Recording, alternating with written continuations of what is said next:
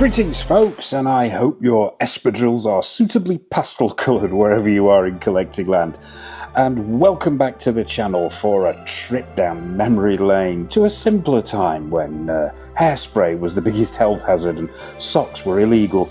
Yes folks, step back in time to an age of mumbling steroid enhanced heroes who shot first and then, if you were still alive, shot you again.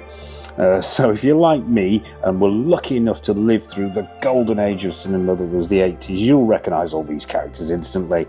But before we dive in, the usual shout out to everyone who's supported Go Figure. And please drop a like on this video as it helps other people find the channel. And if you haven't already, be sure to hit that subscribe button and bell notification icon so you don't miss any of the 1/6 scale goodness that we've got coming up. So without further ado, let's step back in time and take an up-close look at the 80s heroes. Okay, so first up to bat, it's SD Bob Plissken, aka Snake Plissken, aka Kurt Russell from John Carpenter's seminal masterpiece, Escape from New York. It's fair to say Mr. Go Figure grew up on a diet of Carpenter and Romero and Cronenberg and those kind of films, and pretty much an iconic movie and an iconic character. And this is Sideshow's, I believe it was 2014 take on the Monocular Mercenary. And it's fair to say at this point as well, if you're wanting to see these figures in any more detail and a bit more depth, there's reviews for all of these figures up on the channel, so check them out. But yeah, Sideshow's attempt was good, but no cigar, unfortunately. There's some good stuff going on in here. The outfit is pretty good, although that jacket is completely not accurate at all and needs completely overhauling. It's not leather, it needs to be more weathered, it's the wrong colour, the fit's too tight, and generally it's plagued by a lot of issues here. The head sculpt's not the best in the world. It's Snake Plissken, but it ain't Kurt Russell.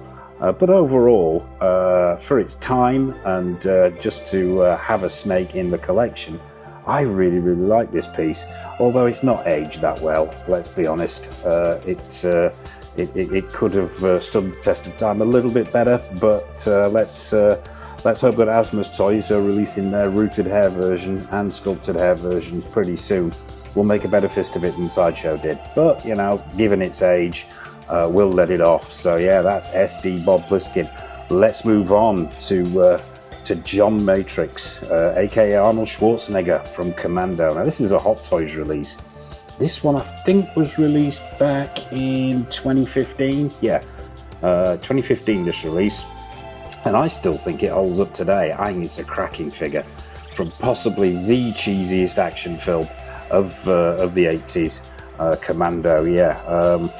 The body, absolutely excellent. Proportions are great. The accessories here are fantastic. That body, that seamless body with the battle stripes on it, absolutely love that. There's some pleather going on in this outfit, in some of the holsters and stuff like that, which hasn't stood the test of time very well. But overall, I think it's a cracking piece from the ultimate cheese fest that was Commando. That head sculpt now. I don't think it's Hot Toys' best work on Big Arnie. I think there are better Arnie head sculpts, but I think for its time, it stood up pretty well. I still think it's a cracking piece, and as a representation of John Matrix from Commando, I think it captures that 80s spirit beautifully. Completely overarmed here, as he was in the film, literally carrying everything bar a tank. Cracking figure, ridiculously over-the-top film, which is highly enjoyable if you leave your brain at the box office. And yeah, and that's Colonel John Matrix, aka Big Arnie. So moving on to another seminal masterpiece from the 80s, my favourite Mad Max film of all time, another massive influence on me when I was a younger man. Were Byron Kennedy and George Miller's movies, and I still think to this day Mad Max 2 is the best Mad Max film ever made, full stop, end of story. What we're looking at here is the Dark Toys version. Now, we have never seen an official release of a Mad Max figure, of a Mel Gibson figure.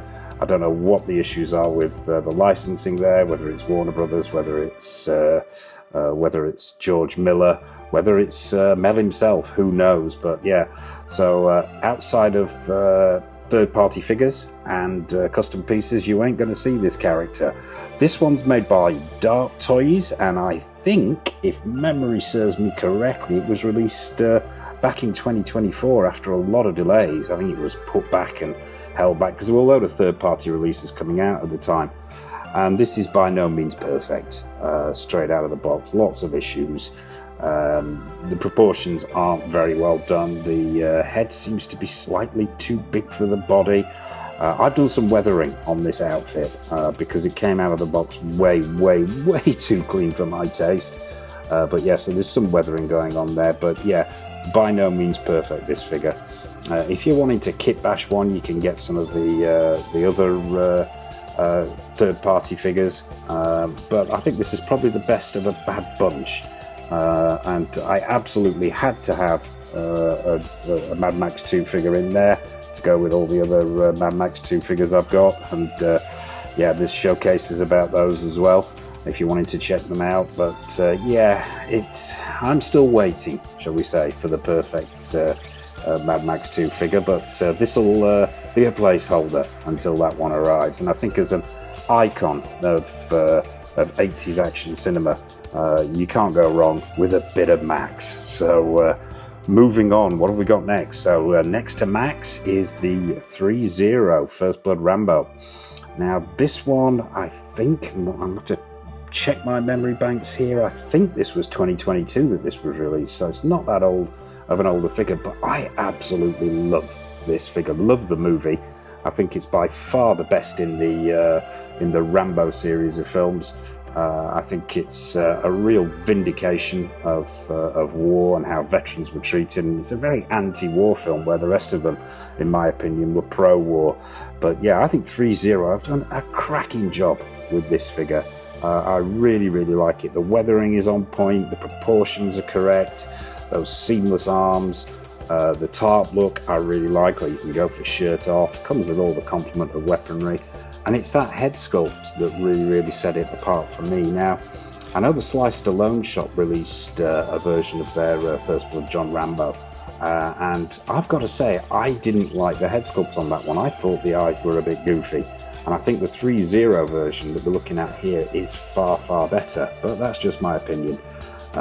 Great head sculpt going on here, no need to do any kind of customization, straight out of the box. It's a cracking piece.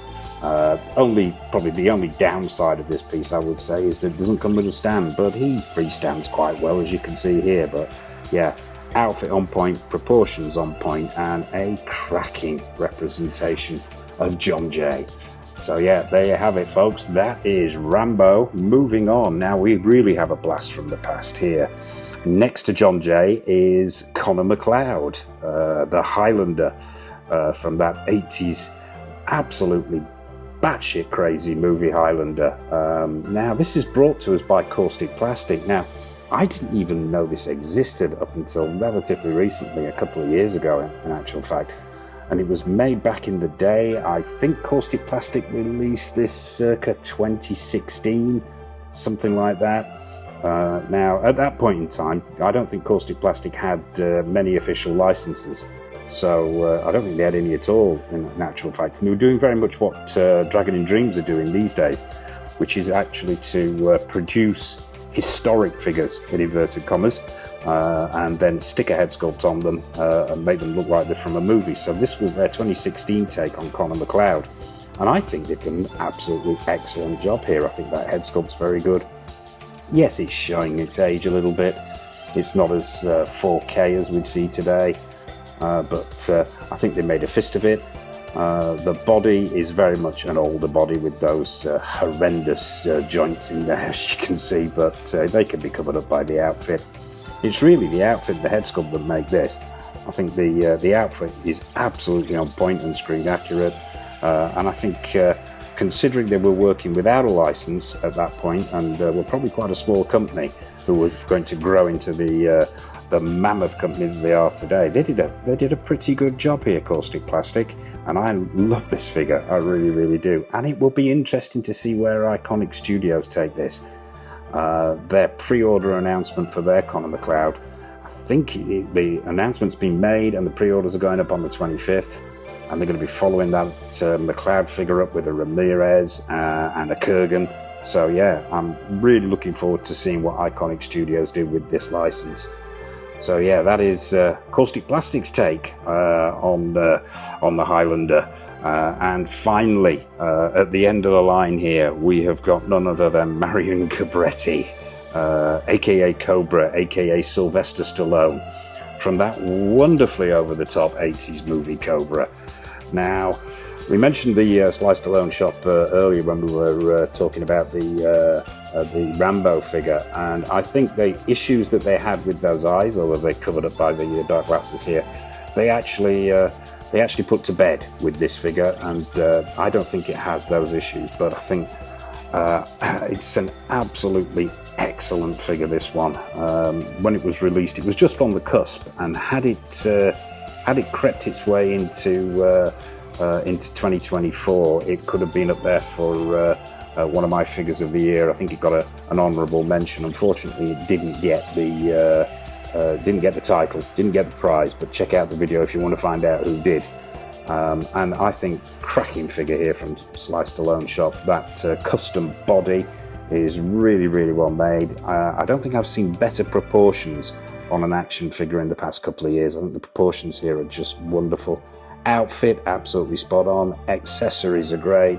That head sculpt is absolutely on point, and it just really, really captures that spirit of that character from the original movie, and what a character he was. We were talking about mumbling, mumbling, and he mumbles. Boy, does he mumble! Mumbling seemed to be obligatory in the 80s if you were toting a gun. So yeah, there you have it, folks. That is the Sly Stallone shop take on Cobra. I love this figure, really, really do. In fact, I love all of them. Wouldn't have them in the collection if I didn't. So there you go, folks. That is the 80s action heroes, or at least a small slice of the 80s action heroes that I've got in the collection. I hope you've enjoyed this little bit of fun. Please drop a like on this video, as I mentioned at the top there, and don't forget to subscribe and hit that bell notification icon. If you did like this video and you'd like to see more, I'm thinking maybe next time round we should do science fiction icons of the 80s. What do you think? Let me know in the comment section below. And what are your thoughts on any of these figures? What are your thoughts on the 80s? What are your thoughts on anything at all? Please drop a comment in the comment section below. I would be fascinated to hear your take. So until next time on the channel, folks, as always, take care of yourselves and happy collecting.